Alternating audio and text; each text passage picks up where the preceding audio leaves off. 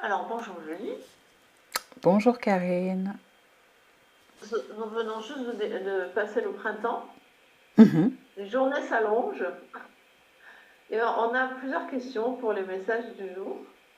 Alors on commence tout de suite. Bienvenue à tes guides qui parlent à travers toi, à tout le monde.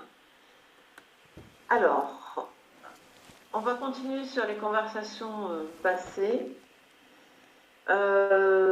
Comment garder la stabilité émotionnelle quand, par exemple, on a des réponses positives à des démarches, puis ensuite négatives sans explication ou aucune explication, aucune justification. Comment garder la stabilité émotionnelle et, premièrement, comment garder la stabilité émotionnelle?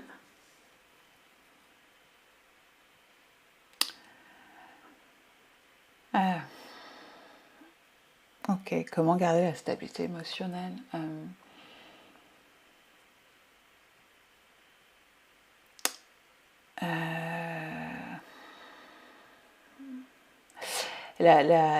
la stabilité émotionnelle, alors c'est pas quelque chose qui peut se perdre en soi. Euh,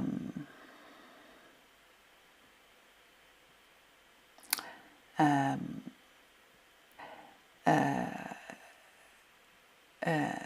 elle est en nous en fait. Je vais essayer de trouver un exemple pour l'illustrer. Un bateau qui est en mer et dont on a lâché l'ancre. L'ancre, c'est ta stabilité en fait, ok? Elle bouge pas, hein. Ça bouge pas. Ce qui va bouger, c'est le bateau au gré du vent, au gré de la mer. Mais l'ancre ne bouge pas.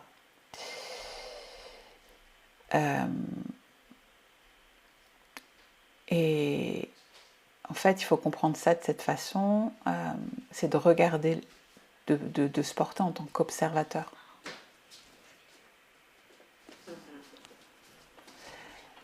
De comprendre qu'on est responsable de notre propre stabilité émotionnelle en fait. De la même façon, comment je vais prendre l'exemple d'une personne qui regarde un paysage. Le paysage va changer, mais c'est la perception. Le paysage change, mais de la façon dont tu l'observes, c'est comment? C'est l'observateur en fait qui va émettre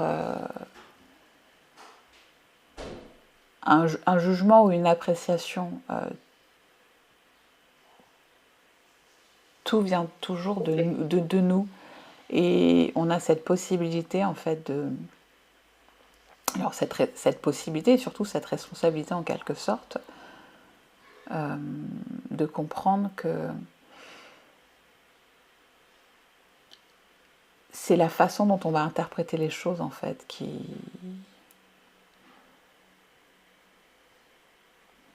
nous permet ou pas de garder notre stabilité émotionnelle. D'accord.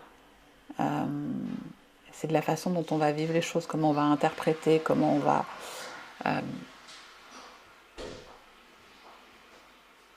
apprécier ou pas. Mais si on défocus en quelque sorte et qu'on revient à soi, on se remet dans la posture de l'encre, il n'y a rien qui bouge. Ce qui, ce qui est, comment je pourrais dire,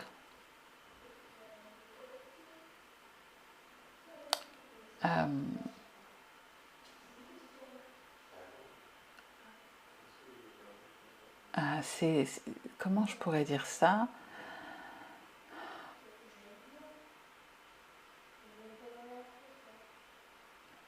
Ce qui est changeant ou peut-être compliqué à suivre ou à interpréter,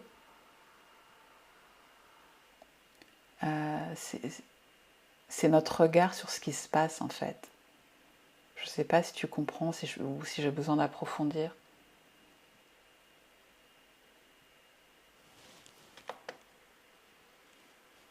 C'est difficile à garder une posture stable quand en face, on nous dit blanc, on nous dit noir, on nous dit rouge, on nous dit vert ou on nous dit rien. Donc, la question c'est, y a-t-il une leçon à tirer de ces situations qui reviennent de façon récurrente, où la personne finalement fait des efforts, fait l'effort de revenir à elle dans sa posture d'encre, mais dans tous les cas, à l'extérieur, c'est pas stable. Et ça lui donne de l'espoir, et puis ça lui fait perdre de l'espoir, et ça remet en cause pas sa confiance en elle, pas son estime d'elle, mais quand même c'est épuisant. Alors qu'est-ce qui pourrait être compris comme ou amélioré dans un cas pareil, où la personne fait des efforts pour voilà, et puis finalement à l'extérieur, on lui répond oui, et puis finalement, on lui répond pas. À part revenir dans son encre et dans sa stabilité, ce que la personne fait, hein, parce qu'elle est bien obligée. Au-delà de ça, est-ce qu'il y a quelque chose à voir? Il y a quelque chose à comprendre? Il y a quelque chose à faire? Alors, premièrement, ce qu'il y a à comprendre. On est sur de l'initiation. La stabilité intérieure, comme elle se dit, elle vient de l'intérieur. C'est-à-dire que personne ne peut t'enlever ta stabilité. Dès l'instant où une personne peut t'enlever cette position sécure, c'est que tu n'as pas forgé, intégré en fait ta posture stable. C'est qu'il y a encore des choses à travailler.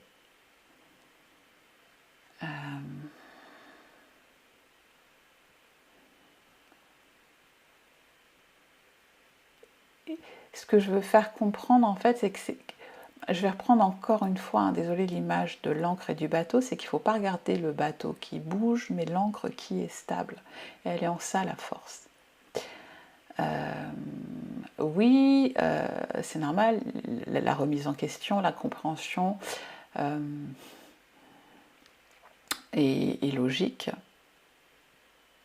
Mais il n'est pas question d'une fausse note ou de choses... comment je pourrais dire? Aussi bien la personne qui... Comment je pourrais dire ça?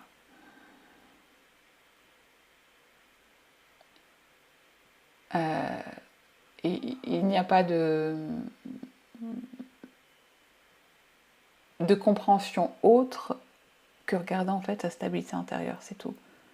Ce sont des exercices, une initiation, un travail intérieur personnel forgé pour comprendre que la force, elle vient de l'intérieur. Peu importe le monde à l'extérieur, peu importe ce qui bouge, peu importe ce qui va, peu importe ce qui vient. Okay. On ne peut pas en fait t'enlever ta posture, ta paix, ta tranquillité. Si on peut le faire, c'est que justement il y a quelque chose à aller travailler. C'est que tu es dépendant de toute circonstance extérieure.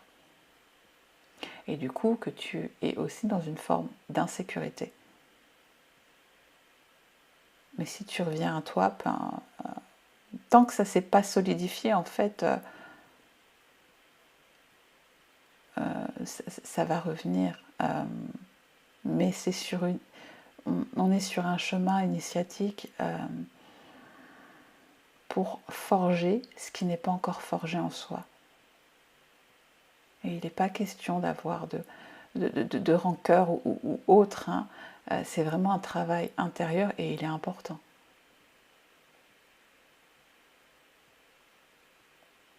Très bien. Autre question. Quand il arrive ce genre de choses, on retrouve à plus ou moins rapidement ou lentement, mais en tout cas, comme tu dis, c'est un travail initiatique de stabiliser sa force intérieure et sa stabilité intérieure, mais il arrive qu'on l'interprète de manière à, bon, ben, si c'est si, comment dire, si compliqué, ben, je laisse tomber cette voie. Ou, ben, si c'est si compliqué, c'est que c'est pas pour moi. Ou, ben, si c'est si compliqué, mais quand même j'ai investi tant d'efforts dedans, peut-être que ça vaut le coup que je continue quand même à faire ces efforts en gardant ma stabilité intérieure pour que ça aboutisse à quelque chose. Tu vois ce que je veux dire? On va, en plus de la stabilité intérieure à conserver, on va avoir une interprétation ou une intuition, ou je ne sais pas comment le dire, un choix qui va se présenter à nous. Est-ce qu'on continue dans cette voie ou est-ce qu'on change de voie? Parce que ben, la vie, elle devrait être, ou pas, en tout cas, les choses devraient venir à nous. Pas si compliqué que ça. Est-ce qu'on peut me parler de ça? Est-ce qu'on peut en dire plus là-dessus? Alors oui, donc tu parles de la vie ne devrait pas être si compliquée que ça. C'est-à-dire que non, c'est pas qu'on se dit ça, c'est qu'on peut se dire, bon, bah, j'ai fait les démarches, la voie se ferme, je change mon fusil d'épaule. Ou alors on va se dire, j'ai fait les démarches, la voie se ferme, mais je vais continuer dans cette voie. Tu comprends ce que je veux dire? Oui, alors, ok. À quel moment on peut juger, en fait, que nous avons fait plus que nécessaire pour quelque chose? En fait, c'est ça. Est-ce qu'il existe une jauge, un mode d'emploi ou quelque chose qui va te dire à un moment donné que tu as fait tout ce qu'il fallait et que là, ton initiative ou que tout ce que tu as mis en place est vain? Est-ce que ça existe? Qu'est-ce qui pourrait dire en fait que quelque chose est vain? Ben, moi, c'est ma question. Est-ce qu'il y a quelque chose à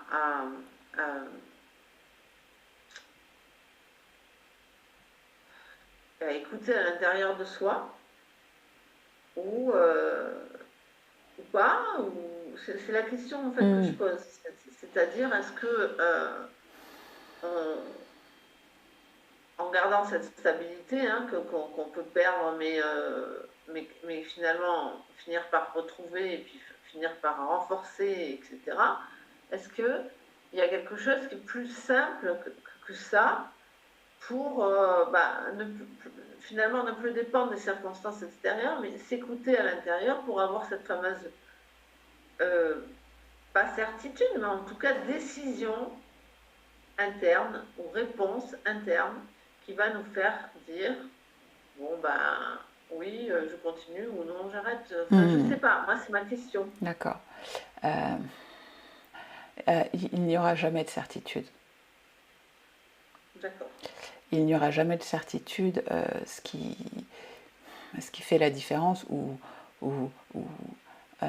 ce qui met en place le changement, c'est ta détermination, le fait de croire en toi, le fait d'aller vers quelque chose vraiment qui te porte, pour lequel tu as de l'intérêt, mais il n'y aura jamais de certitude. Parce que la vie est juste est incertaine, il n'y aura jamais de certitude. une personne qui met je ne sais combien d'années avant de s'accomplir et une autre qui peut en mettre moins. En fait, il n'y a pas de règle générale, si ce n'est le fait de croire en soi. Et c'est ça qui fait la différence. Le fait de croire en soi, le fait de vouloir quelque chose, le fait d'y mettre son énergie, le fait de le ressentir. Parce qu'une fois de plus, tu es celui qui crée ton chemin. Et alors, ma question va être plus simple encore. Vu qu'on y met notre énergie, on peut y mettre une énergie d'enthousiasme. Après, on peut y mettre une énergie d'épuisement, parce qu'on est fatigué d'avoir fait des efforts vains. On peut y mettre une énergie de détermination quotidienne, c'est-à-dire je m'engage dans ma routine, je ne réfléchis pas si ça aboutit pas, je suis ma routine et j'avance, tu vois. Assez neutre finalement. Donc la première fois c'était joyeux, la deuxième fois c'est fatigué et la troisième fois c'est neutre. Est-ce que l'énergie que l'on met dans le même acte finalement va avoir une influence ou pas? Ah. Je t'entends Alors, ok, tout va dépendre d'une chose. Ouais.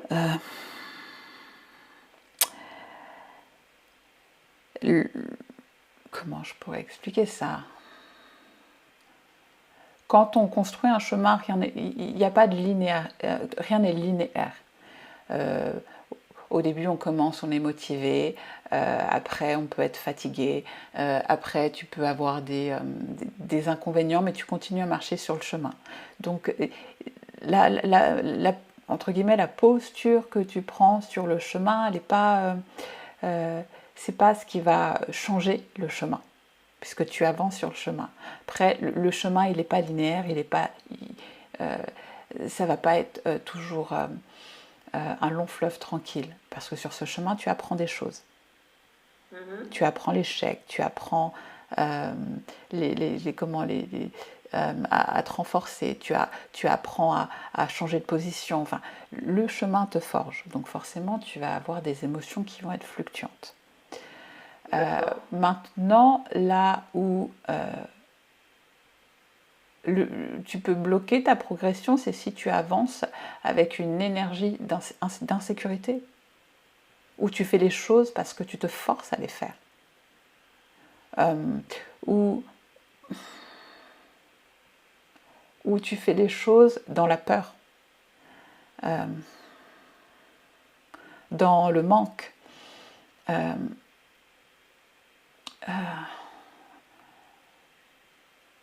Alors, à l'inverse, quand on fait les choses en sécurité, en paix, en confiance,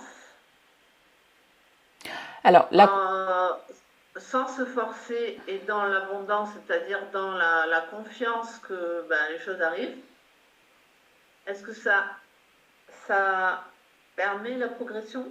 Oui, mais il n'y aura jamais de sécurité en soi. Ce sera toujours incertain.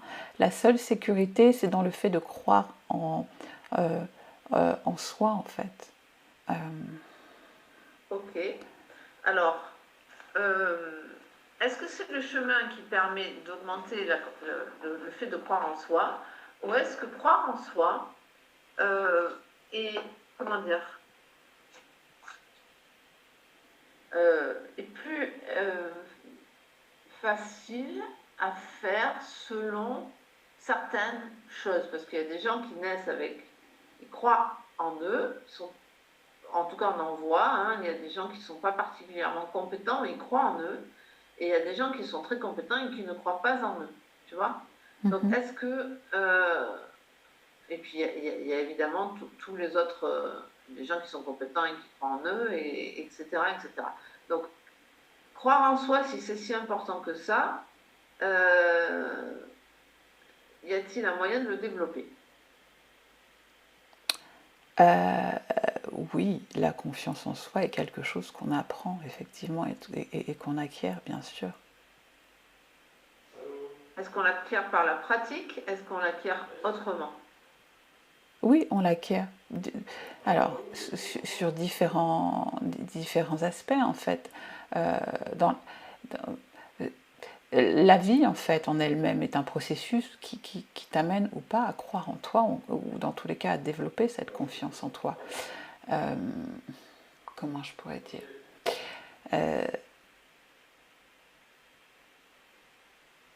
Comment on développe la confiance en soi Déjà en allant comprendre, en déstructurant tout ce qui peut faire barrage à la confiance qu'on a en nous, dans un premier temps. Et en acceptant de se faire confiance, en acceptant de croire en soi, mais c'est un travail intérieur.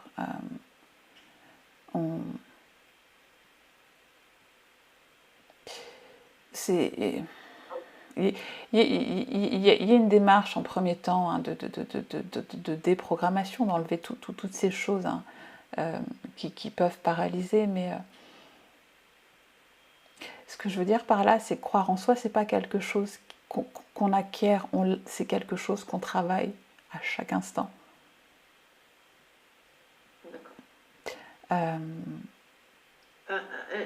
Une éducation qui donnerait confiance en elle, en soi, elle change, oui. À un enfant, c'est-à-dire un adulte qui donne à un enfant confiance en lui par l'éducation. Qu'est-ce qu'il fait l'adulte pour donner à l'enfant confiance en lui? Qu'est-ce qu'il fait concrètement?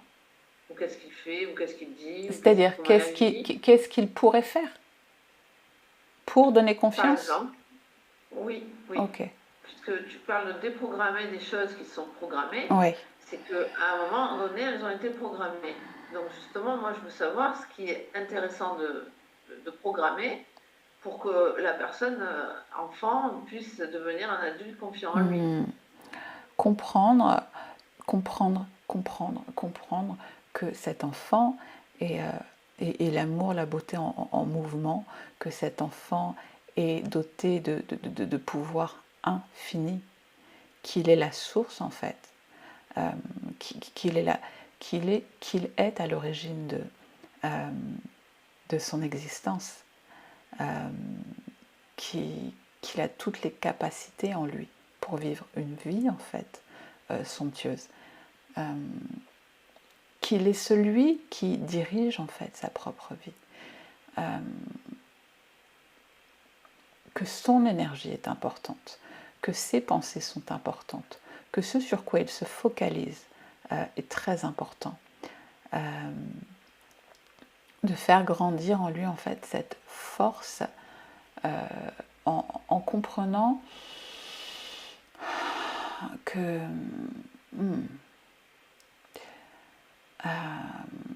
qu'il est comment je pourrais dire, qu'il est celui qui dirige, qu'il est celui qui met en mouvement les choses, qu'il est un être somptueux par nature, parfait par nature, important par nature, qu'il n'a rien à faire en fait pour être pour être mieux, qu'il n'a rien à faire pour se valoriser par rapport aux autres, qu'il n'a rien à faire si ce n'est vivre et créer l'expérience qu'il a envie de faire en fait de sa vie. Il n'y a pas de compétition, il n'y a pas de comment je pourrais dire, de comparaison à faire, mais il est juste là pour créer la vie qu'il a envie de vivre. Et il a tout en fait en lui pour le faire. Il lui manque rien du tout, il a tout.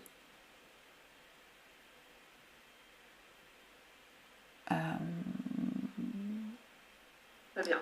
Ouais. Magnifique. Donc, à partir du moment où un adulte qui a été un enfant, qui a compris qu'il est l'amour, la beauté en mouvement, la source du pouvoir infini à l'origine de son existence, de tous les jours, qu'on a toutes les capacités en nous, qu'on dirige notre propre vie, que notre énergie est importante, que nos pensées sont importantes, que ce sur quoi on focalise notre attention est important, et qu'on fait grandir en nous cette force, notre propre force en fait, hein,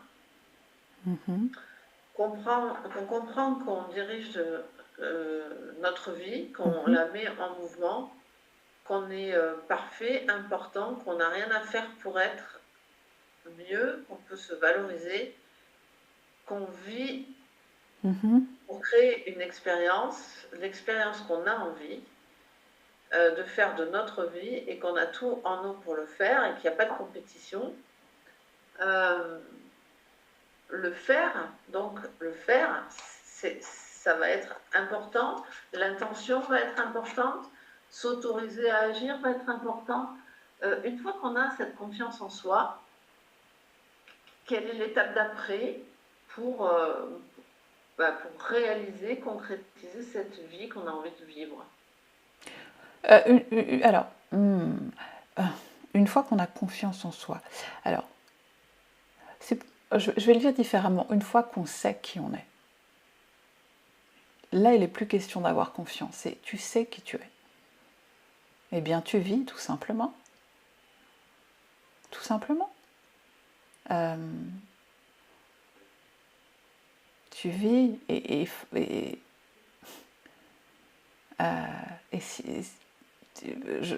tu vis en fait.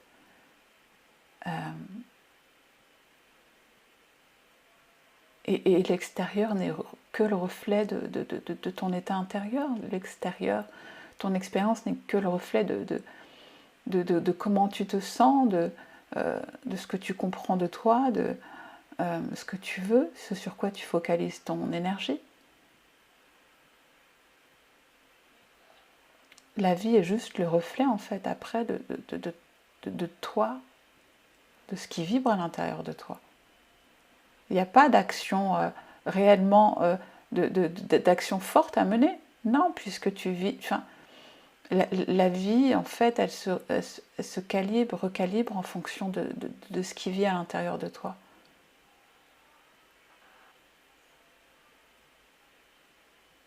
Très bien.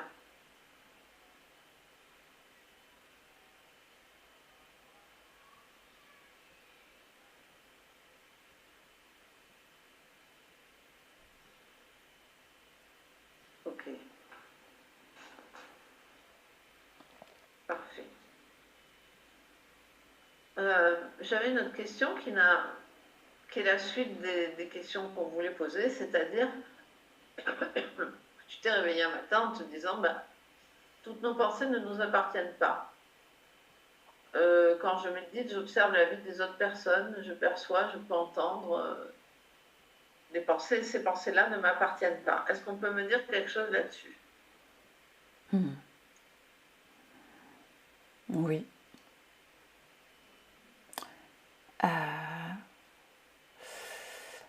Alors, l'esprit humain, comment l'esprit humain, on va le prendre comme un poste de radio. Il y a des choses qu'on émet, il y a des choses qu'on reçoit. Toutes nos pensées, ce qu'on peut appeler pensées, ne viennent pas de nous toutes, en fait. Tu peux percevoir des pensées qui viennent de l'extérieur et qui ne sont pas forcément de toi. Tu peux également, comment je pourrais dire, penser, ou alors pas penser, entendre des pensées qui viennent de de ton éducation, de toute une société. Euh, ça va être un peu un bavardage intérieur, comme si à l'intérieur de toi il y avait plein de personnes avec tout ce qu'on pense, euh, qui provient de ton éducation, qui provient de la société. Euh, tu vas avoir aussi, comment je pourrais dire ça.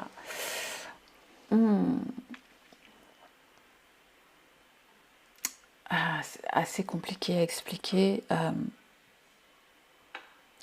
Mais voir l'esprit en fait comme un petit poste de radio qui diffuse des pensées qui peuvent venir de partout, de sources complètement différentes, et qui ne sont pas forcément, qui viennent pas de toi, hein. Tout ne vient pas de toi. Tu captes en fait des choses. Par moments, tu penses que ça vient de toi. Un peu comme, tu vois, des pensées qui sont dans... alors, comme si tu es dans un champ d'information et tu émets, enfin tu émets, c'est pas que tu émets, mais tu captes ces pensées qui viennent. Donc il y a ça, donc différentes sources, ton histoire, Alors, la société et autres. Oui. quand on capte toutes ces pensées, pour revenir à soi et à son ancrage et à ce qu'on veut, sa vie, sans être embrouillé par toutes ces pensées que l'on capte. Alors, déjà, il y a des pensées qu'on capte, des pensées qui ne nous appartiennent pas, mais il y a aussi peut-être des... Est-ce qu'il y a aussi... je pense aux étoiles et aux planètes qui envoient de l'énergie différemment en fonction de leur mouvement. Est-ce qu'il y a aussi quand même des grandes lignes que de toute façon on doit vivre ou tu vois, faire et est-ce que de toute façon, quelles que soient toutes ces pensées que l'on capte, on peut, comment dire, ah là là, s'écouter soi et savoir ce qu'on veut, ce qu'on fait, ce qu'on a besoin, et par quels moyens, si ce n'est pas par la pensée. Et deux, est-ce que de toute façon, il y a des choses qu'on peut capter qui sont hors pensée, c'est-à-dire des énergies, des... Tu sais, moi je suis très sensible au printemps, à l'énergie du printemps, et je sens que j'ai beaucoup plus d'énergie quand le printemps arrive. C'est la lumière, c'est tout un tas de choses qui font que mon énergie interne est plus positive et j'ai plus d'énergie, je suis moins fatiguée, il y a plus de choses qui se mettent en place. Donc, est-ce que soit aussi on capte des choses qui sont même en dehors de la pensée? Alors, j'ai deux questions, mais la première, je te l'ai dite, je me souviens déjà plus que je te dis. Alors, y a deux choses, hein. On est sur la pensée et en même temps, on est sur d'autres informations. Alors, oui, alors quand les pensées ne nous appartiennent pas, la première question, c'est pas savoir ce qui nous appartient, mais savoir continuer à vivre, tu vois, sans être, comment dire, perturbé par des pensées qui ne nous appartiennent pas. ok. Et savoir s'écouter, parce que tu peux avoir des pensées qui ne t'appartiennent pas, mais qui sont récurrentes et dominantes par rapport à la société, l'éducation, le machin, le truc, mais qui en fait n'ont rien à voir avec si tu t'écoutes, quoi. Tu vois? Ouais. Donc la question serait comment faire le tri là-dedans, comment... La question, c'est avoir son discernement. Donc, comment tu fais comment sur quoi tu focalises en fait, ou défocalises, ou entre ce qui t'appartient pas, est-ce que toi tu es, tu sais, tu vois, tu Ok, ne te laisses pas influencer, tu ne te laisses pas influencer, c'est ça ma question. d'accord. Comment ne pas te laisser influencer par des choses qui sont inutiles en fait? Euh, Alors, est-ce que te concernant, tu pourrais me donner un exemple parce que j'ai peur de ne pas être pertinente sinon. Est-ce que tu as un exemple? Oui, Oui. oui, voilà. Euh, il m'est arrivé à plusieurs reprises, par exemple, de rêver de choses auxquelles je ne pense jamais et qui ne sont pas forcément confortables, ni agréables, ni utiles dans ma vie, ni ce que j'ai envie de vivre, par exemple, tu vois. Et me lever le matin en me demandant, mais d'où vient cette pensée que j'ai eue dans mon rêve? L'ai-je créée? C'est vraiment très bizarre de rêver ce truc-là qui n'a rien à voir avec ni ma vie, ni ce que j'ai même envie d'expérimenter dans ma vie. Donc j'ai vraiment l'impression que cette pensée que j'ai créée personnellement dans mon rêve, elle vient pas du chemin que j'ai envie de tracer dans ma vie, tu vois. Ok. Est-ce que c'est personnel ou est-ce que tu peux dire Alors là, j'ai pas d'exemple, mais par exemple, tu fais un gros cauchemar, tu vois, Ouais. ou tu fais un truc que bon, bah, t'as pas forcément envie de t'endormir et de rêver ça toute la nuit que tu vis, quoi. T'as envie juste d'être en paix, tu vois, et de te ressourcer quand tu dors et à la limite de te réveiller en riant ou en ayant un beau rêve. Donc bon, ça n'est pas grave, ça n'est qu'un rêve, ça peut être la chaleur, je sais pas, ça peut être plein de raisons qui ont fait que tu as rêvé ça. Il y a des peuples qui rêvent et qui s'en servent de tout ça pour dépasser leur peur, mais disons que ce ne sont pas des pensées qui vont te mettre dans la confiance en toi, te rassurer, te mettre en paix, te faire avancer. C'est plutôt des pensées perturbantes, on va dire, tu vois. Hmm. Ok. Alors après, dans les détails, je me souviens plus, hein.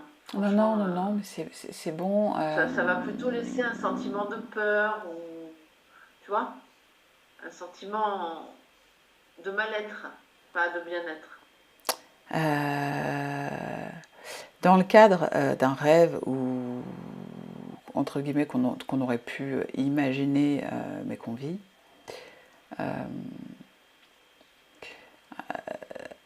bah, alors je ne sais pas si je vais répondre à ta question parce que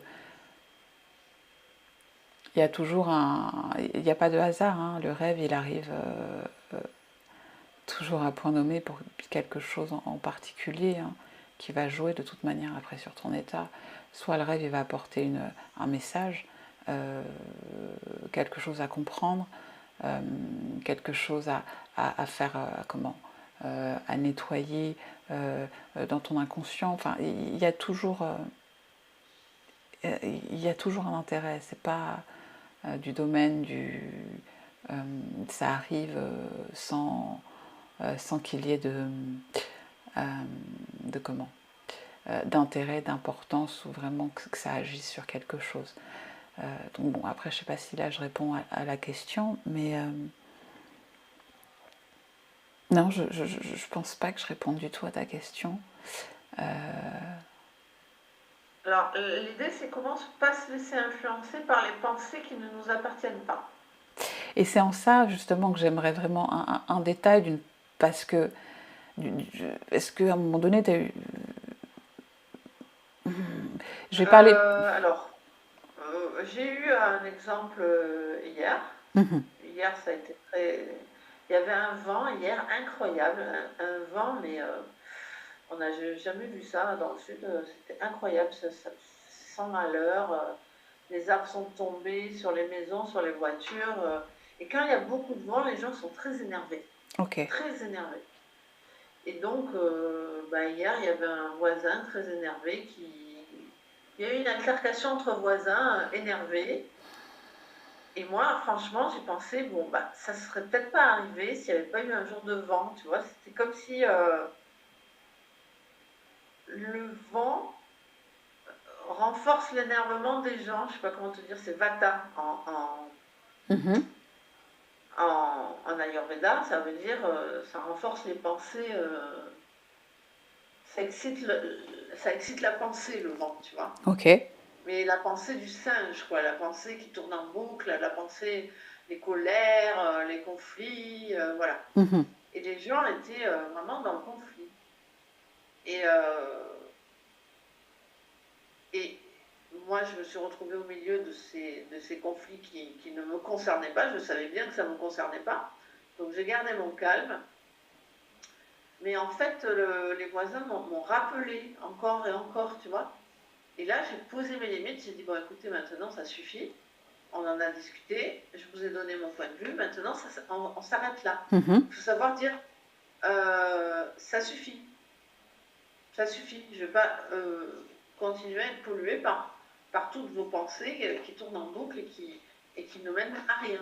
Tu Mhm. vois. Mhm. Donc, c'est comment ne pas être influencé par ces pensées qui ne t'appartiennent pas. Tu le sais très bien que ça ne t'appartient pas. Ça ne faisait même pas partie de ton monde quand tu es arrivé, quoi. Et puis, après, il y a tout le monde qui s'embrouille et toi, on t'inclut dans le truc. Alors que, franchement, euh, bah, tu n'as rien demandé. Tu fais l'effort de prendre le recul, d'être attentionnée et bienveillante. Et quand ça t'arrive, ben, le moyen d'avoir la paix, ça a été de poser mes limites.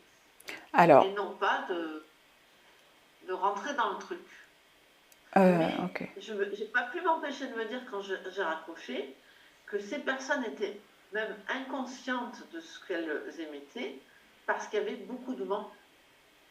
Je ne sais pas comment te dire, c'est comme si c'est le vent, d'une certaine manière, qui renforçait leur conflit, tu vois. Leur truc qui était latent, ça ressortait.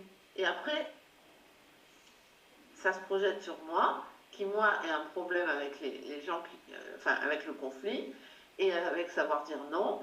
Et que ben, au moment où ça s'est arrivé, je me suis dit, ben, c'est encore un moyen pour moi de dire non, je ne veux pas de ça dans ma vie. Ok. Tu vois. Alors, en quoi cette situation... alors, j'ai juste du mal à comprendre au niveau des En quoi pensées. cette situation vient juste jusqu'à ma question de ne pas se laisser influencer, c'est que dans ce cas-là, j'aurais très bien pu me laisser influencer par les voisins qui s'embrouillaient entre eux, Mhm. qui m'ont demandé de prendre parti, tu vois. J'aurais très bien pu me laisser influencer en devant me justifier de choses que je n'ai pas du tout à me justifier parce que eux demandent des justifications alors qu'ils ne se remettent pas en cause. J'aurais pu me laisser influencer par le vent, la tempête sous un crâne et le vent extérieur. Et j'ai gardé ma position en me disant, ça n'est pas juste pour moi, stop, je pose mes limites. Tu comprends ce que je veux dire? Alors oui, mais là, il n'est pas question de bavardage intérieur. Là, on est vraiment dans... Ah oui, mais c'est quand ça m'a quand même influencé mon bavardage intérieur. C'est-à-dire que je suis arrivée calme, ou vraiment très concentrée pour pas me prendre un arbre ou une branche, ou tu vois. Mhm. Et je suis arrivée dans un conflit avéré entre plusieurs personnes qui n'étaient pas du tout calmes et qui, on va le dire avec un gros mot, qui s'engueulaient. Mhm. Et après, elles ont projeté leur engueulade sur moi. Et après, comme moi je suis restée calme, ben, y a un voisin qui m'a rappelé pour avoir encore des explications et encore des trucs, tu vois. En fait, il ne voulait pas lâcher. Mais moi, D'accord. je n'avais pas envie de rentrer dans le conflit. Oui. Mais c'est comme s'il cherchait le conflit, en fait. Et il le D'accord. cherchait, j'avais l'impression inconsciemment, à cause du vent. Je ne sais pas comment t'expliquer ça. Il y a un lien avec ce vent qui excite la pensée. Alors, d'accord. Alors, juste pour que je comprenne, donc là, on n'est pas dans le bavardage intérieur qui est ton propre Ben, bavardage là, intérieur. On est juste... Enfin, là, c'est on... pas dans le mien, c'est pas dans le mien, c'est dans le leur, mais n'empêche que ça a quand même, j'ai dû quand même faire un effort pour ne pas me laisser influencer par le leur qui finalement débordé sur moi et qui m'a fait me poser des questions, qui m'a fait, tu vois, qui m'a fait un tout petit peu rentrer dans leur jeu jusqu'à me refocaliser sur moi et à me dire non, je refuse de rentrer dans ça. Je sais pas comment expliquer, il y a eu un appel au bavardage intérieur par la pensée des autres. Ouais, ok. Alors, Tu me fais bien comprendre. oui, ok, donc, Imagine que tu as deux personnes qui s'engueulent, on va dire ça comme ça, hein, qui sont très énervées l'une contre l'autre, qui se montent l'une contre l'autre, qui prennent une troisième personne au milieu pour à témoin et qui finalement vont demander à la troisième personne des comptes. Ben non, alors, c'est votre ok, problème, quoi. bien Vous sûr. vous débrouillez entre vous. Bien sûr, mais alors, je vais peut-être dévier, hein, et je vais même certainement dévier du bavardage intérieur parce qu'on est quand même sur là autre chose. Je comprends ce que tu voulais dire. Juste pour bien faire la distinction, le bavardage intérieur, c'est quand il est juste question de toi. Moi, dans le contexte hein, dans lequel je l'évoquais, c'est quand il est juste question de toi et qu'il n'y a pas de personne qui l'influence. C'est vraiment toi avec toi. Alors là, dans ce bavardage intérieur, c'est-à-dire qu'il est lié à une situation extérieure. Donc on est sur autre chose. Si j'ai bien compris, là où tu as été embêté, c'est que du coup cette situation t'a fait te questionner ou Avoir un bavardage intérieur que je n'ai pas provoqué et qui n'était même pas, comment te dire, de ton fait entre guillemets. déjà qui n'était pas de mon fait, mais en plus euh, qui n'était pas amplifié par moi et qui en plus n'était pas, comment te dire, c'est à moi qu'on vient demander des comptes enfin, à la fin, tu vois. Ok, et qu'est-ce qui t'a Alors que c'est énervé les autres qui, dans eh ben, cette situation? déjà de ne pas me laisser influencer par leurs croyances, leurs attitudes. C'est comme si tu es dans un... Alors je vais très exagérer parce que c'est pas du tout ce qui s'est passé, mais tu es dans une bagarre et tu te prends un coup alors que tu n'as rien demandé. Ok. Tu comprends ce que je veux dire ou pas? Oui, oui, je comprends. Eh ben, tu as le choix, toi, dans la bagarre, de te retirer et d'aller voir ailleurs ce qui se passe, quoi. De ne pas participer à la bagarre. Complètement. Mais en plus, non seulement la bagarre ne vient pas de toi, mais en plus on vient te chercher pour te demander des comptes. C'est un peu Ok. bobo l'histoire là. Donc je dis comment ne pas se faire influencer par le bavardage intérieur ou par les pensées qui ne t'appartiennent pas, qui appartiennent donc aux autres. Alors là, tu disais toi que tu t'étais réveillé avec des pensées qui ne t'appartenaient pas. Moi, je te dis que je rêvais de choses qui ne m'appartenaient pas. Et dans la vie réelle, ben, des fois, c'est des pensées des autres qui ne t'appartiennent pas, mais qui viennent t'influencer. Donc, on revient sur cette encre, ce bateau, quel que soit ce qui se passe autour de toi, revient dans ton encre. Oui, mais alors la situation dont tu parles, en fait, elle met une chose, enfin, je vais essayer de ne pas me disperser, mais elle met une chose en évidence, c'est que même si tu penses que cet événement n'avait rien à faire avec toi et que tu t'es pris un coup sans le vouloir, s'il est arrivé et si tu y as participé, c'est qu'il y avait quelque chose, il n'y a pas de hasard. Ok. Il n'y a pas de hasard et c'est justement cette notion de ne pas aimer le conflit, cette notion de... Parce que si tu as une stabilité émotionnelle, en fait cette situation aurait pu ne pas t'effleurer, c'est-à-dire ne pas soulever d'émotions en toi. Oui. Mais ce n'est pas le cas. Oui. Si elle a soulevé des émotions, c'est qu'elle est intervenue justement pour mettre en lumière quelque chose d'important. Oui. Donc cette gestion du conflit que tu n'aimes pas en fait. Je l'entends, hein, mais parce que la façon dont tu vois le conflit, la façon dont tu l'interprètes, c'est par rapport à, j'ai envie de dire, c'est comme s'il n'y avait qu'une direction. Je vais reprendre ce que tu disais. Le vent, le conflit. la relation entre les deux. Il y a beaucoup de vent, il y a le conflit, il y a eu beaucoup de pensées, et un peu comment je pourrais dire, tu sais, beaucoup d'énergie qui se chahute. Peut-être que, effectivement, ce vent, à ce moment-là, a eu sa raison d'être, et que tu as effectivement raison, peut-être qu'il met en avant, ou du moins fait sortir je veux dire des mots, hein, des mots chez certaines personnes. Peut-être, en fait, la façon dont je le vois, c'est que c'est l'élément déclencheur, ok ? Oui.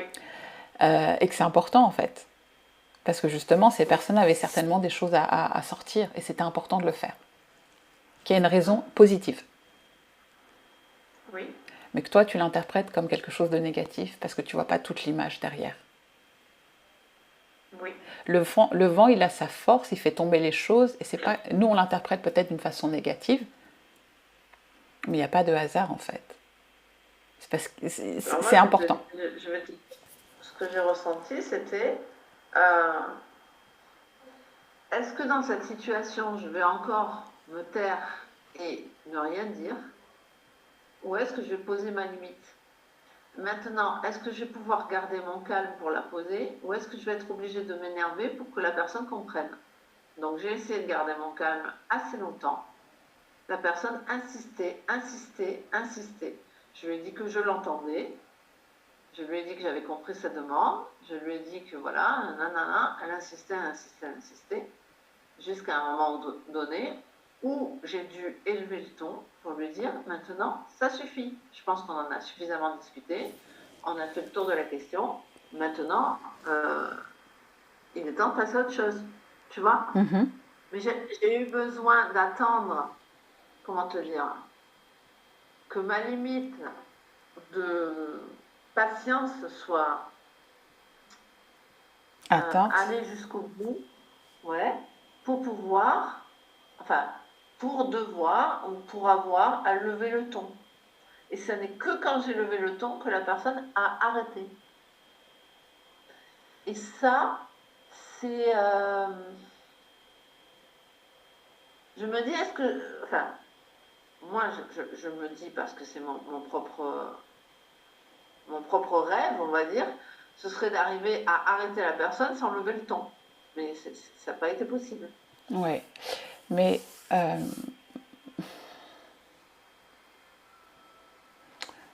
est-ce qu'il Faire entendre ma limite à moi, en fait. Oui, mais c'est justement ça, sur cette notion de faire entendre sa limite. Tu aurais pu, ou pas, en fait, soit intervenir ou pas intervenir. Tu aurais pu également intervenir sans qu'il y ait d'émotion. Et c'est ça, en fait. S'il y a une émotion, c'est qu'il y a quelque chose derrière. Tu aurais pu intervenir ni chaud ni froid, en fait. Mais ça a réveillé, soulevé des choses en toi. Ouais. Et c'est ça, en fait. C'est sur ça que j'ai envie de pointer le doigt. D'accord. Donc, en fait, c'est une façon de me dire, quand tu es dans le conflit, ça te provoque des émotions quand même. Quand le conflit extérieur vient à toi ou que toi tu es dans le conflit, ça te provoque des émotions. Et réagir sans émotion serait un espèce d'idéal. Alors non, alors c'est pas une question d'idéal, c'est que tu peux être neutre. En fait, c'est que tu peux avoir un avis, mais que une seconde après tu passes à autre chose. Dès l'instant où la chose, tu sais, elle remue, elle remonte vraiment quelque chose en toi, c'est qu'il y a vraiment quelque chose à aller voir. Tout comme tu aurais pu ne pas intervenir, ça m'intéresse pas, et passer à autre chose. Je peux pas ne pas intervenir parce qu'on vient me chercher. Oui, mais même si on vient te chercher, tu aurais très bien pu dire ça ne m'intéresse pas. Je sais pas, parce que si on t'interpelle personnellement, l'autre attend une réponse de toi, tu vois. Oui, mais tu peux très bien dire, enfin, je veux dire, tu es quand même en droit, enfin, je veux dire, tu peux dire, ça ne me concerne pas et ça ne m'intéresse pas. Je ne rentre pas dans vos conflits. Tu n'es pas obligé de prendre parti. À moins qu'il y ait quelque chose derrière, une volonté. Après, là, il n'est pas question de juste ou pas juste. Hein. C'est juste qu'en fait, tu as toujours la possibilité, soit tu interviens, soit tu n'interviens pas. Il n'y a pas de mal ou bien, peu importe. Mais j'y vais ou j'y vais pas. Ok. Bon, donc reste dans la neutralité. Tant qu'il n'y a pas de la neutralité, on est impliqué par l'émotionnel et du coup, cet émotionnel prend le dessus et c'est ça qu'il faut voir. Il y a quelque chose, exactement. Oui, s'il y a de l'émotion, il y a quelque chose. Très bien. Donc ça, c'était dans un conflit externe. Maintenant, quand on parlait les pensées qui ne nous appartiennent pas en interne. Alors, je vais essayer Comment ne pas se laisser influencer par des pensées qui ne nous appartiennent pas en interne,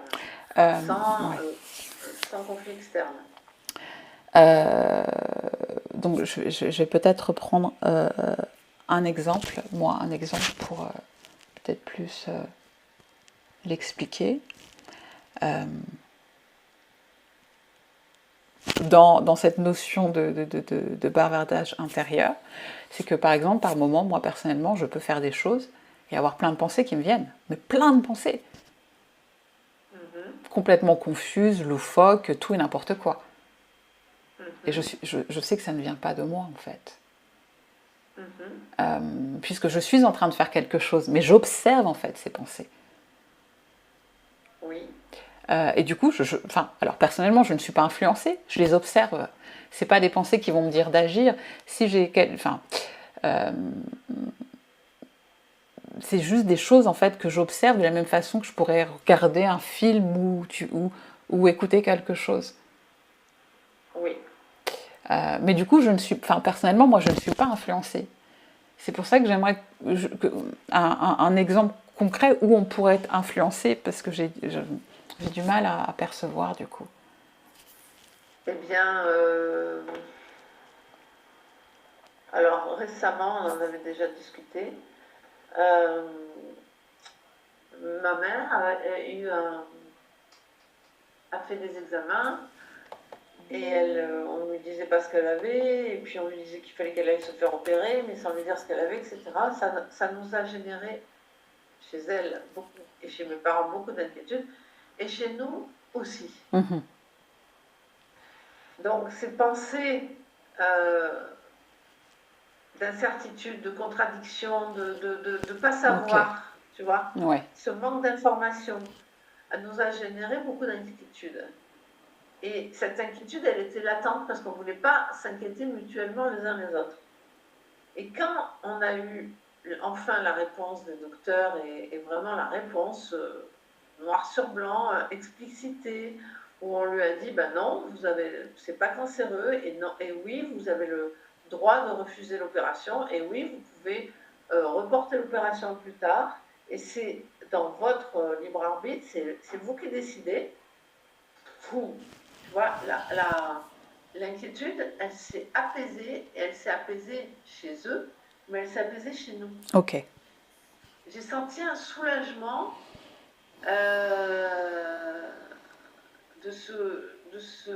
après ce manque d'informations, ce conflit d'informations, tu vois, j'ai senti un truc qui s'apaisait en moi, mais vraiment fort.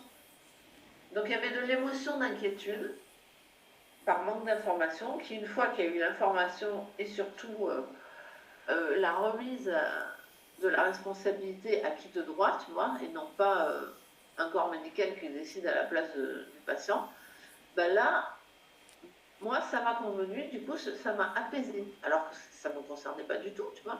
Ça concernait quand même... j'étais pas concernée personnellement. Je sais pas si c'est un bon exemple.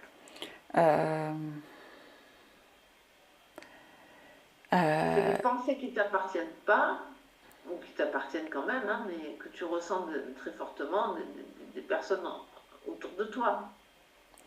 Alors, ce sont des pensées... alors, j'ai du mal à comprendre en quoi elles ne t'appartiennent pas, ces pensées, puisqu'elles viennent de... Là, pour le coup, elles viennent de toi, elles sont générées par la peur. ce sont juste des pensées de peur. Ok. Oui. Alors, des fois, je peux avoir des pensées de peur, mais j'ai l'impression qu'elles ne viennent pas de moi automatiquement. Alors, peut-être pas dans ce cas, mais dans d'autres cas où ça vient de mes proches, par exemple, qui ont peur. Mais pas moi. Je vais te donner un exemple qui ne concerne pas moi. J'ai eu l'exemple d'une dame qui a sa fille qui est partie dans un pays en guerre. Et elle avait peur, la dame. Oui. Et la fille n'arrêtait pas de la rassurer, le beau-fils n'arrêtait pas de la rassurer en lui disant mais on n'a pas peur, on est protégé, il y a des bunkers, il y a ci, il y a ça, il y a truc, il y a machin, il y a bidule. Et elle, c'était insupportable. Elle était dans la peur, dans la peur, dans la peur. Finalement, la fille est rapatriée, elle la retrouve. Et là, qu'est-ce qui se passe? Sa fille tombe un peu dessus en lui disant bah, tu t'es pas réjoui pour nous, on t'a annoncé qu'on se mariait et en fait tu t'es pas réjoui pour nous quoi. Elle était incapable de s'en réjouir puisque pour elle son beau-fils l'amenait dans un pays en guerre et il y avait un risque de vie ou de mort pour sa fille. Et rien n'y a fait. Aucune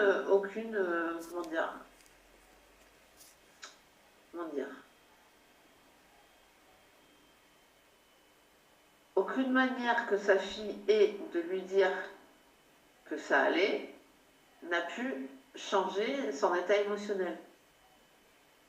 Ok. Et sa fille l'a perçu comme quelque chose de bah, finalement, tu te réjouis pas pour moi. D'accord. Ouais.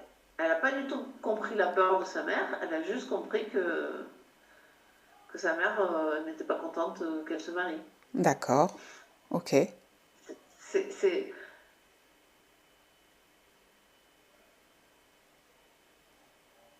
comme si sa mère avait voulu lui dire j'ai peur pour toi, tu es inconsciente, ton mari est inconscient, et que ses pensées appartenaient à sa mère, mais pas à eux. Tu vois? Alors, oui, mais alors là, alors je sais pas, de la façon dont je comprends, c'est par rapport aux perspectives personnelles et aux peurs, en fait, de ce qu'on regarde. On se focalise sur une chose et des pensées de peur, mais engendrées par une situation réelle. Oui. Mais tu peux dire que la personne qui est en sécurité a peur pour une personne qui est censée ne pas l'être, mais qui se sent en sécurité. Et pour le coup, il lui ressemble rien arrivé dans ce pays en guerre. Oui, ce sont des peurs, mais là on est sur des pensées de peur. C'est des pensées de peur en fonction de la personne en elle-même.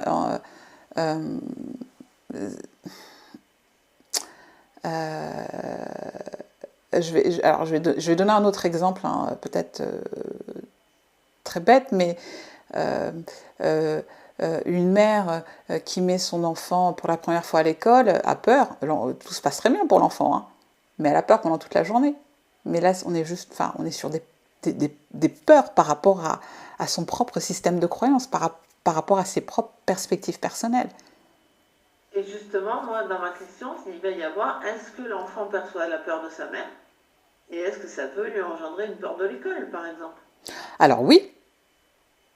Voilà. Bien sûr. Donc, c'est pour ça que tu as bien des pensées qui ne t'appartiennent pas, mais qui viennent des émotions des autres.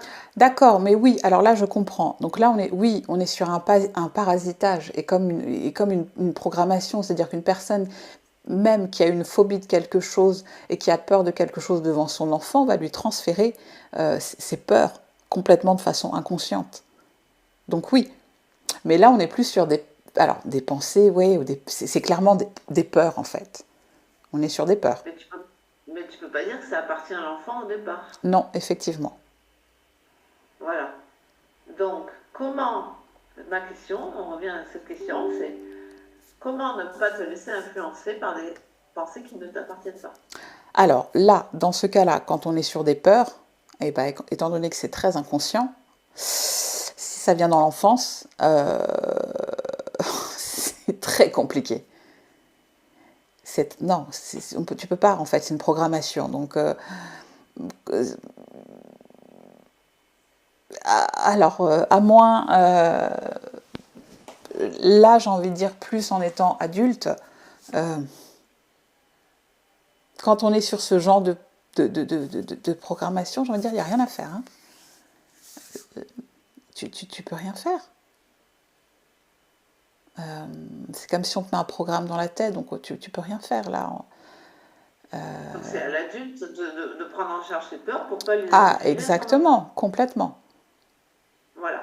Maintenant, imagine, c'est un autre exemple, mais bon, c'est un exemple, tu vas. Euh, Dans l'exemple, par exemple, de membres de la famille qui ont peur pour le travail, la sécurité financière, nanani, nanana, Mhm. et qui vont influencer celui ou celle qui veut travailler à son compte, ou qui veut prendre un risque, ou qui veut Exactement. voyager, ou qui veut je sais quoi, j'en sais rien quoi, qui leur fait peur. Mhm. Alors comment ne pas se laisser influencer par les peurs qui ne t'appartiennent pas, mais qui sont celles des autres? C'est ma question. Alors, comment ne pas te faire influencer? C'est une très grosse question.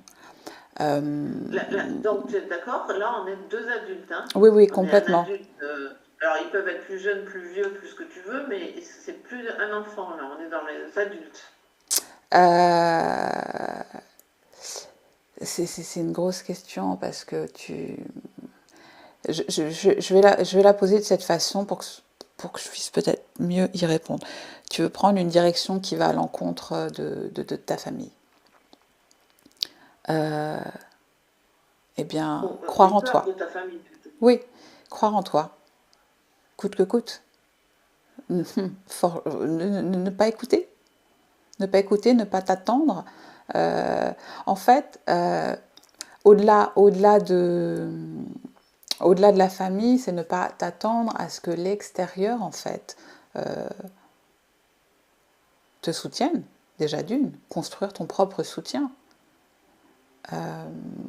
forger ta confiance, ta détermination, si réellement il y a détermination. Euh,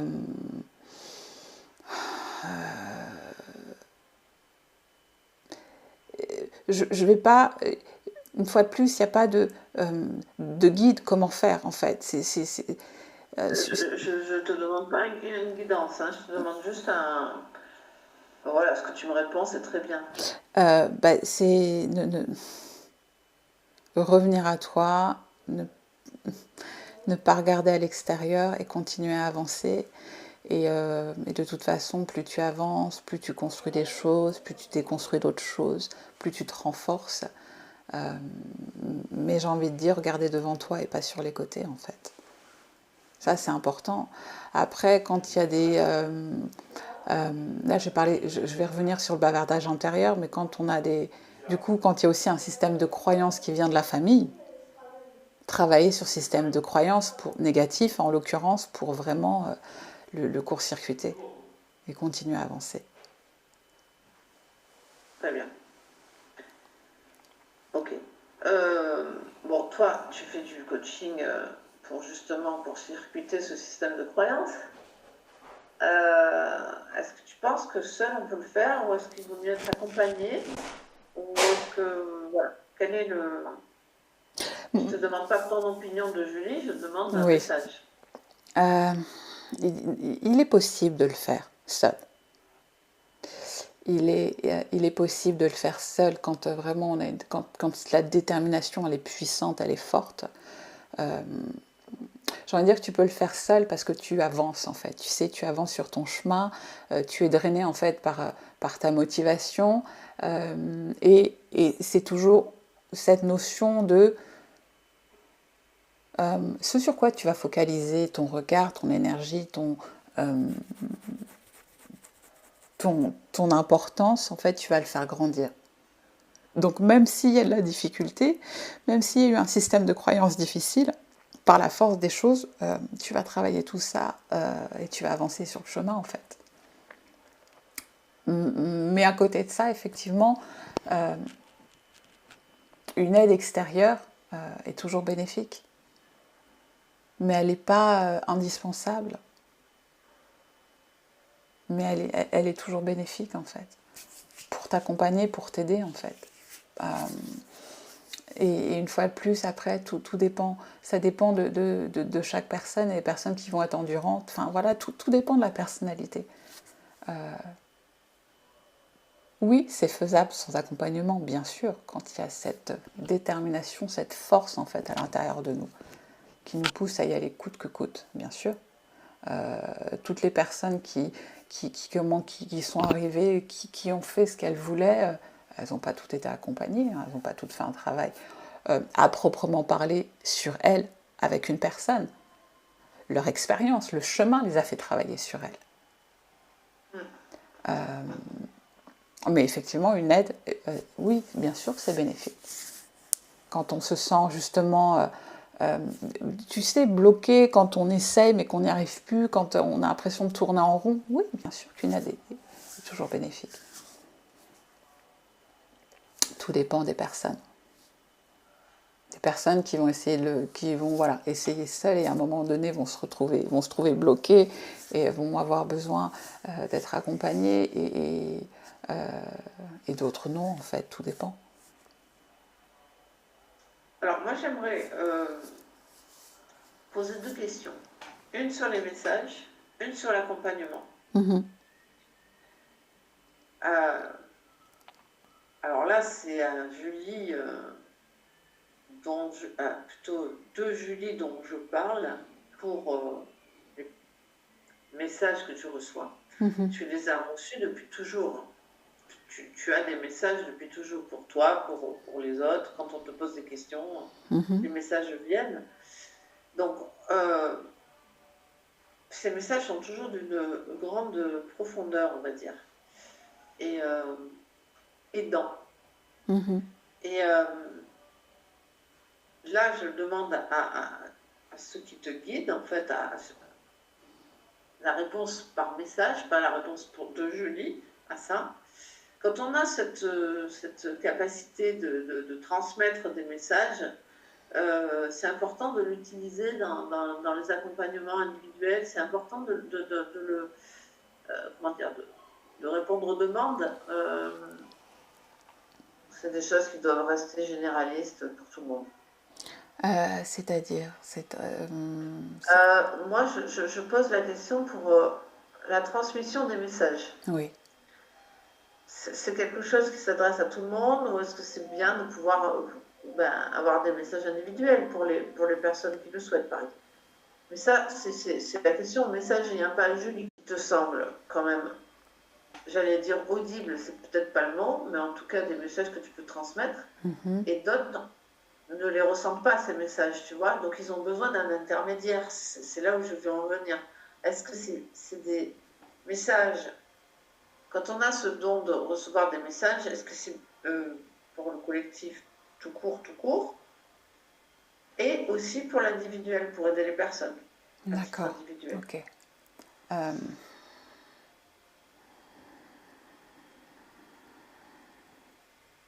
Est-ce que c'est pour le collectif ou est-ce que c'est pour l'individuel? En fait, c'est pour tout le monde, tous ceux qui souhaitent avoir un éclaircissement. Il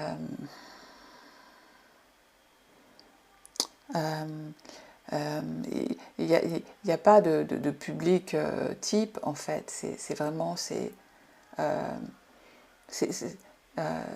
Le principe, c'est de diffuser une information à qui ça pourra servir. C'est ça. Ok. Alors justement, ma prochaine question, ce serait... alors, je reviens sur cette énergie de printemps. Je suis désolée, c'est peut-être pas exactement l'idée... c'est pas le printemps le plus important, mais dans l'idée, c'est y a-t-il en ce moment, on est le 27 mars 2026, sur la Terre en général, dans notre pays en particulier, dans notre région, dans nos régions, dans notre printemps à nous, quoi, on va dire, parce que bien sûr que dans l'hémisphère sud, c'est pas pareil, mais avec l'emplacement des planètes, bref, y a-t-il un message euh, pour maintenant? Un message pour maintenant. Par rapport au printemps? Par rapport au printemps, bah, à notre printemps à nous, parce que bien sûr, ailleurs sur Terre, c'est pas le printemps, hein, on est d'accord? Ailleurs sur Terre, sur notre hémisphère, c'est l'automne en ce moment. Mais nous, dans notre hémisphère, dans notre actuellement, quoi, hein, pas un message pour le passé, pas un message pour le futur, un message pour le présent. Hmm. Euh,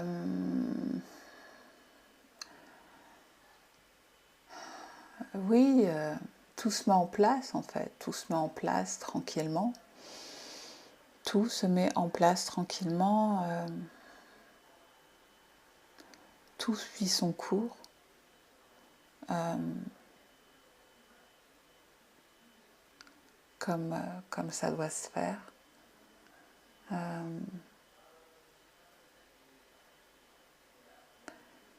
Euh, il n'y a rien à forcer, il n'y a rien à pousser, il n'y a rien à... Comment je pourrais dire il n'y a rien à contrôler, tout se met en place.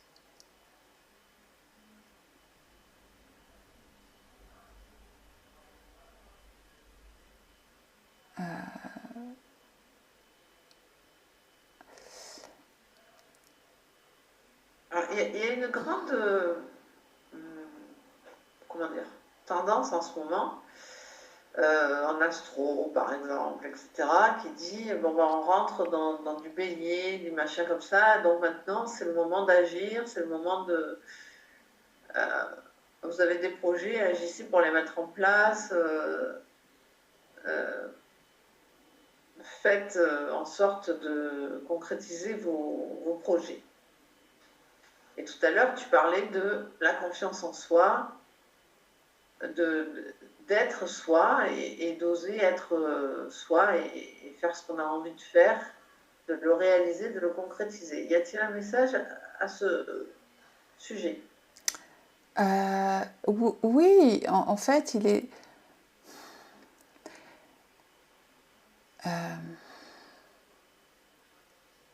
tout vient de toi.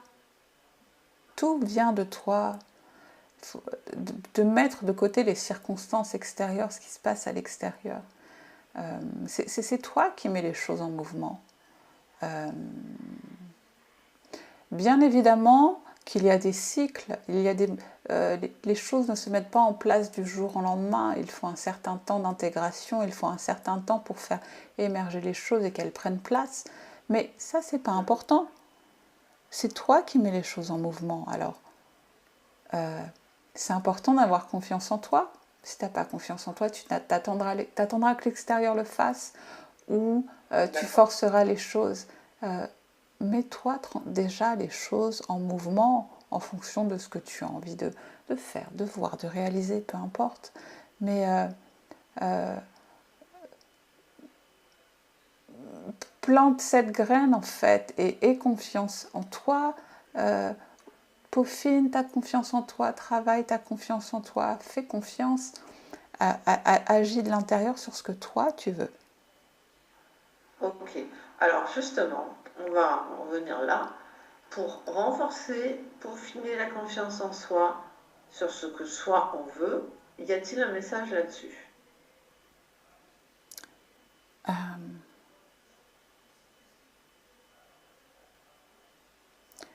Qu'est-ce que tu aimerais savoir à ce sujet au niveau de... Je voudrais aider les personnes qui manquent de confiance en elles, en général, parce qu'il y en a quand même pas mal. Il y a des gens qui ont très confiance en eux et pour qui ça ne pose aucun problème, mais il y a quand même beaucoup de gens qui manquent de confiance en eux.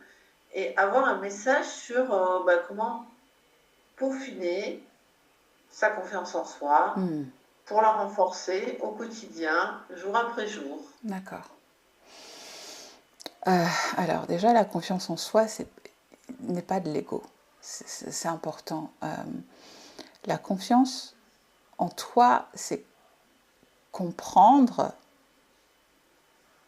que tu es important. C'est sortir un petit peu, dézoomer pour revenir à l'essentiel, sur l'existence, sur ta présence. Comprendre que ta présence n'est pas le fruit du hasard. Comprendre que la vie n'est pas le fruit du hasard. Revenir à la nature. Regarder la beauté de la nature. Comprendre que tu fais partie de cette nature.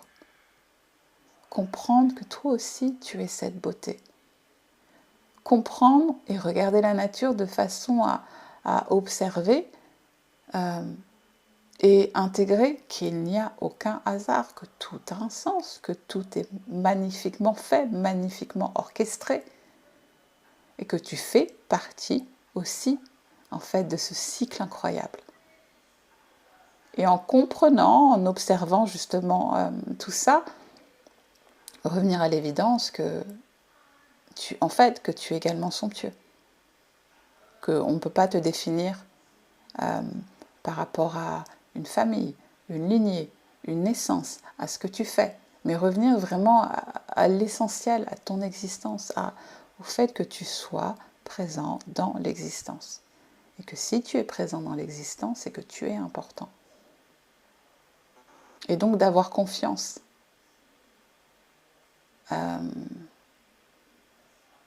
Comment je pourrais dire, en la vie. Parce que c'est elle qui t'a mis ici. Que tu n'as pas besoin de tout comprendre, que tu n'as pas besoin de tout savoir, mais que tu fais partie de ce tout. Et justement de faire confiance en la vie. Et de te faire confiance par la même occasion. De comprendre que j'essaie de trouver des exemples, mais qu'on est capable de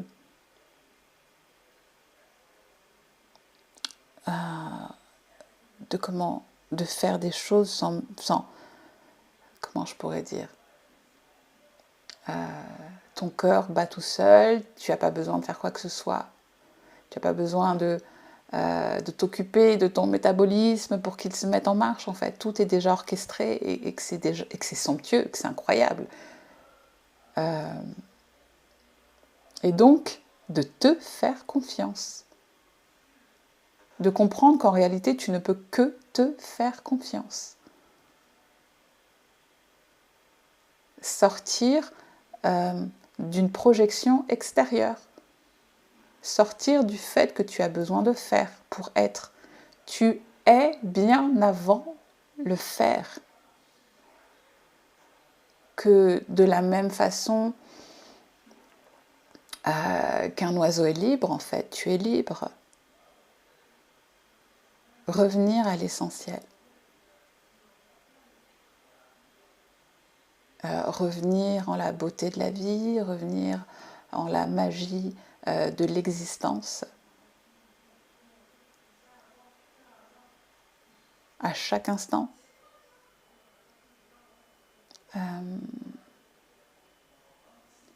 De mettre en place une relation particulière avec toi, une relation particulière avec la vie.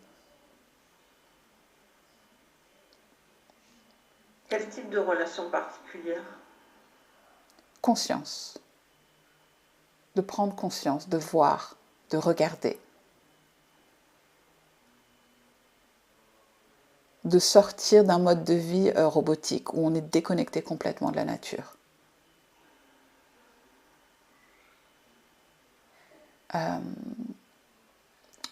Communiquer d'une façon ou d'une autre, peu importe. Tu as dit quoi, communiquer? Oui, d'une façon ou d'une autre, avec ce qu'il y a autour de soi. De ramener, en fait, de reprendre possession, en quelque sorte, de sa vie. Ne pas se laisser gouverner à 100% de son temps par l'extérieur. Revenir à soi.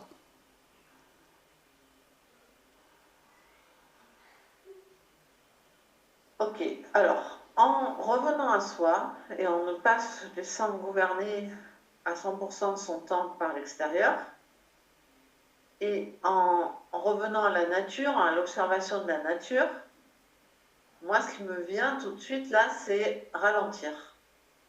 Alors, je suis plutôt dans un travail où je fais ce que je veux comme je veux et en prenant le temps que je veux pour le faire. Mais ce n'est pas le cas de tout le monde, hein. Il y a beaucoup de salariés qui sont contraints par des horaires, les leurs et ceux de leurs enfants et ceux de leur famille et ceux de leur vie et ceux de leurs contraintes. Je parle pour tout le monde et surtout pour ceux qui ont pris ce temps, qui ont choisi de le reprendre ce temps pour observer et se laisser, comment dire, vivre au rythme de la nature finalement. Je ne sais pas si c'est ça. Je sais pas si c'est ça hein, que tu veux dire, mais être plus dans un état contemplatif parfois qu'actif. Alors, c'est contemplatif, oui, et participatif, en fait, de sa vie, dans le sens où, comment je pourrais dire,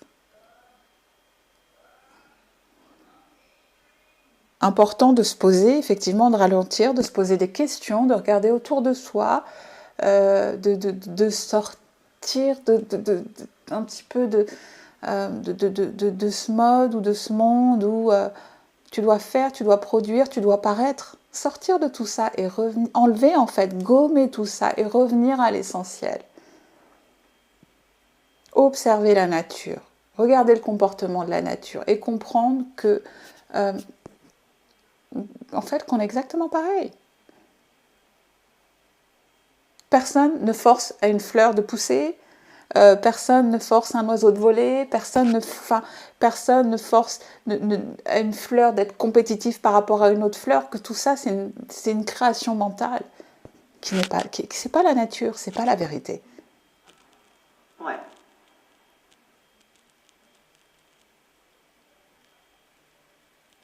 D'accord.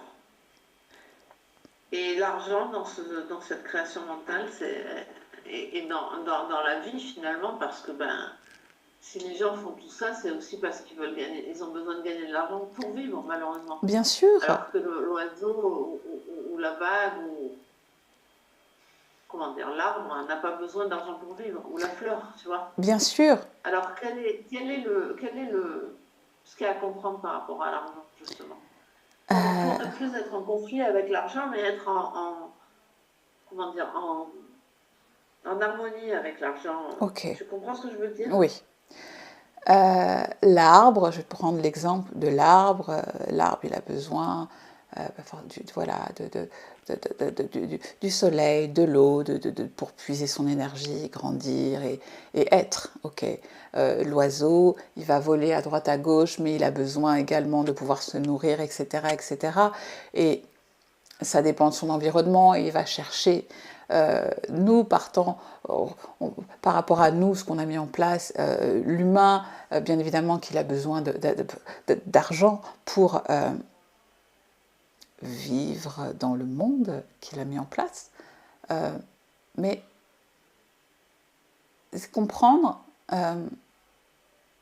parce que l'argent, c'est quelque... Alors, on est sur autre chose encore hein, pour l'humain. Oui, donc l'argent est une création de valeur, ok, une monnaie d'échange, mais comprendre que, en fait, il y a cette notion de faire confiance en la vie. Mais qui est un mécanisme complètement, alors que les animaux ont intégré, mais qui est quand même très différent. C'est de faire confiance en soi et en la vie en comprenant que quoi qu'il arrive, quoi qu'il arrive, l'abondance est là en fait. Que l'humain est lui-même abondant par nature. Mais on n'est pas sur le même mode de fonctionnement encore que le règne animal, on est sur autre chose. Parce que l'humain matérialise. L'humain est abondant par nature. Et c'est comprendre en fait ton abondance. Elle est là, elle est en toi. Ça fait partie de ta force. Cette possibilité de créer, cette possibilité de vivre les choses. Cette possibilité de vibrer en fait, c'est vraiment un travail intérieur. On parlait tout à l'heure de ne plus forcer, de ne pas être dans le contrôle, mais comment de vivre les choses intérieurement. Et la vie ne pourra que te refléter ça. C'est comprendre que ta force, elle est déjà là, ton abondance est déjà là, en toi. Tu es la richesse, tu es ta richesse.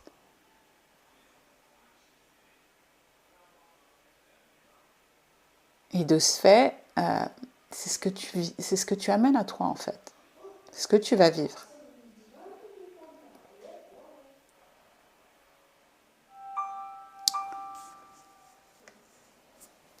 Est-ce que tu vois ce que je veux dire?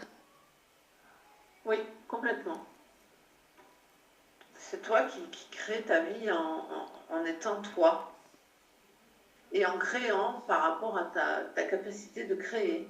Oui, exactement. C'est ta vie ouais.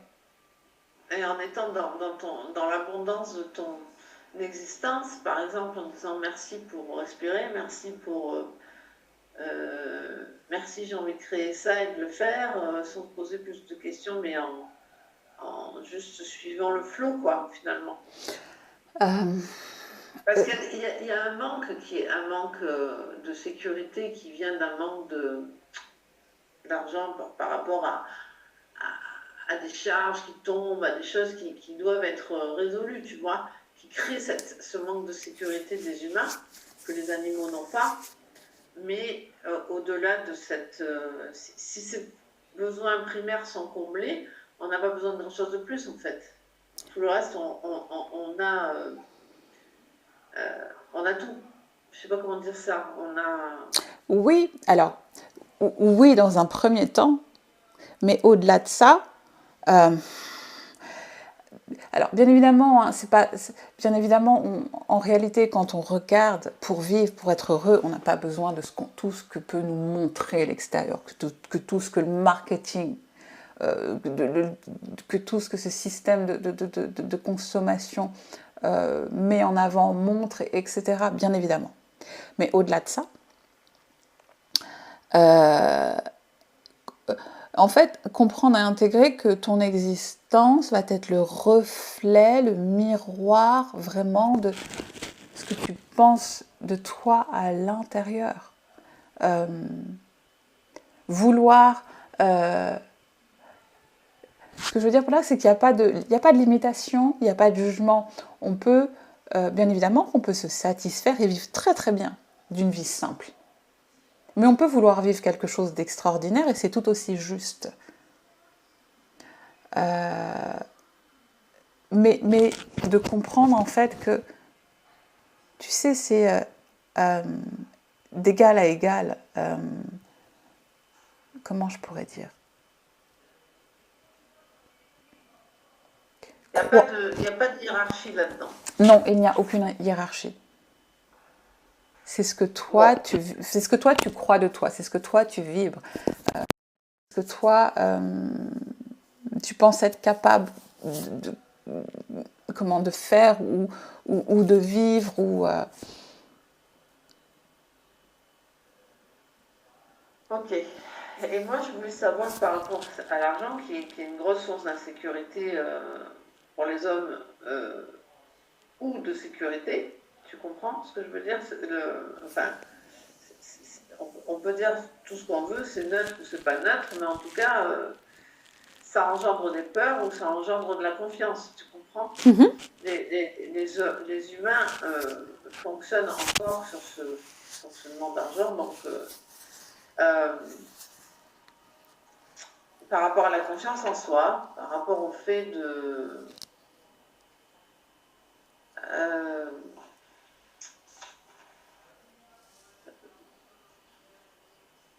d'être libre avec l'argent, de ne pas se sentir dans la sécurité. Je ne sais pas comment expliquer ça. Est-ce qu'il y a un message là-dessus? Et c'est une question de confiance. Le mot peut être très simple et très banal, mais tout est vraiment dans une question de confiance.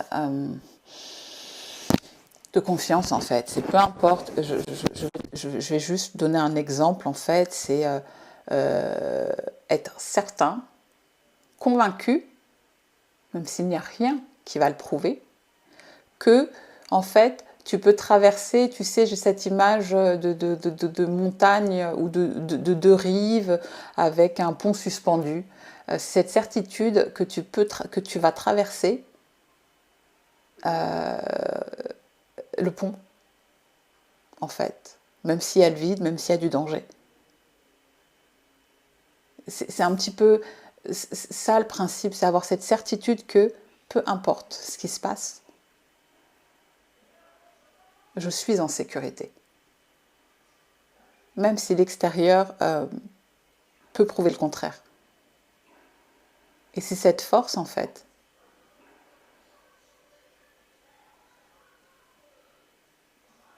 qui fait qu'en fait tu vas, comment je pourrais dire, que tu vas changer en fait, j'ai envie de dire toute l'histoire, que tu vas faire venir à toi des circonstances. C'est peu importe l'extérieur, je suis en sécurité.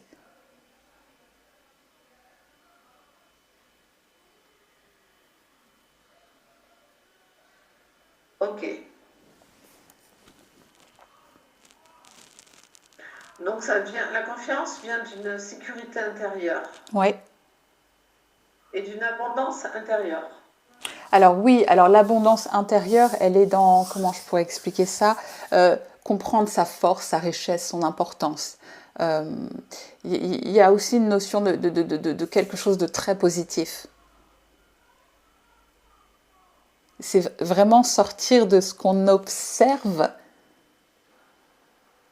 et revenir en fait, revenir dans sa force.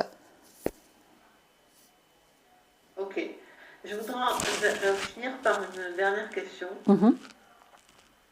sur l'importance de le petit effort quotidien. Tu vois ce que je veux dire? Le petit effort quotidien à long terme.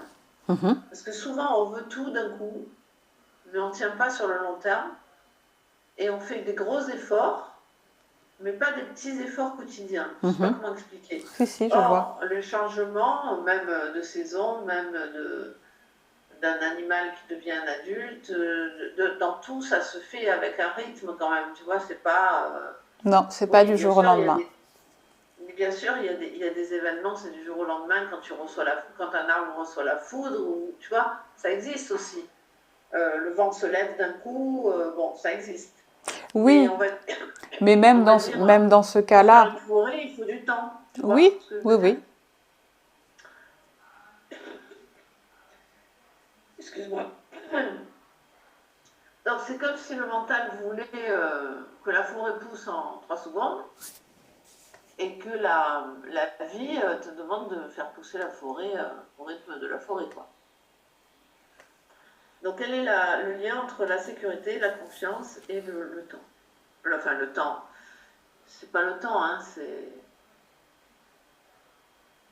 maintenir la confiance au quotidien dans tes actions ou dans ton être. On parlait aussi, tu sais, d'entraînement en fait. C'est la même chose. Au début, tu peux faire quelque chose et ne pas y croire et continuer en... Par exemple, je vais donner l'exemple d'une personne un truc très banal. Je commence à faire du patin à glace. Au début, j'ai un rêve.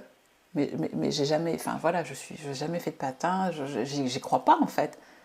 Mais j'ai ce rêve, je le fais, je patine tous les jours et je tombe tous les jours et c'est tous les jours très difficile. Et tous les jours je me dis que j'y arriverai pas, mais je continue, je continue, je continue. Et à un moment donné, je vais plus tomber. Et à un moment donné, je vais m'améliorer. Et à un moment donné, etc., etc., etc., etc. Et c'est comme ça qu'on construit le rêve. Ce que je veux dire, c'est qu'il faut marcher sur le chemin. Et tu sais, le chemin se construit en fait. Mais il faut commencer.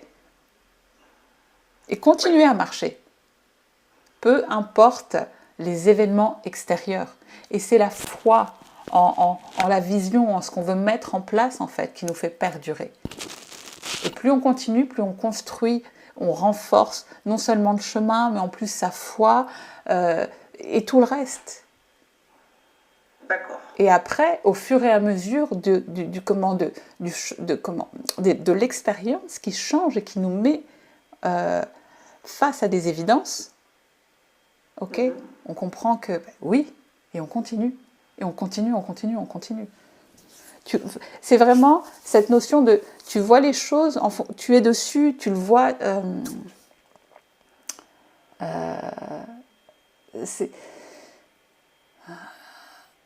Il faut il faut marcher sur le chemin pour voir en fait ce qui va se montrer à toi. Peu importe la difficulté, peu importe les échecs. D'accord. Parce que de la même façon, ce que tu disais effectivement est vrai, rien ne se construit en un jour. Rien du tout ne se construit en un jour, ce n'est pas vrai. Il y a un processus pour toute chose. Ouais. Un temps d'intégration, un temps pour faire grandir, un temps pour consolider. Et après, ça part. Le temps de gestation pour la création, pour planter une plante, les saisons, tout. Le jour, la nuit, tout, il y a un cycle à suivre. Donc plutôt on accepte ce cycle et plutôt on accepte justement son quotidien, quoi, son présent. Oui. Moins on a de difficultés avec ça, finalement. On est plutôt... accepter on les... ne se demande pas de résultats, on se demande juste de le faire, quoi. Enfin, ou d'être... C'est-à-dire que oui, et tu es de toute manière, tu es poussé par ta vision, parce que tu veux mettre en place, parce que tu veux vivre. C'est ça en fait que, tu sais, c'est cette, j'ai envie de dire, c'est ce feu intérieur que tu nourris à chaque instant. C'est la vision, là où tu vas aller, ce que tu veux mettre en place. Et peu importe les circonstances donc extérieures, peu importe ce que tu vas vivre au quotidien, tu vas continuer à avancer. Et tu sais que c'est nécessaire de toute façon.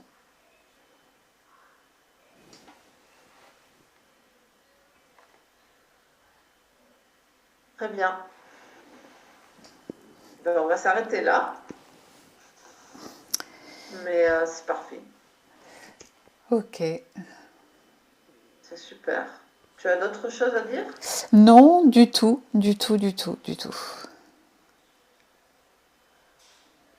J'espère que ça aura été, oui, ok, clair.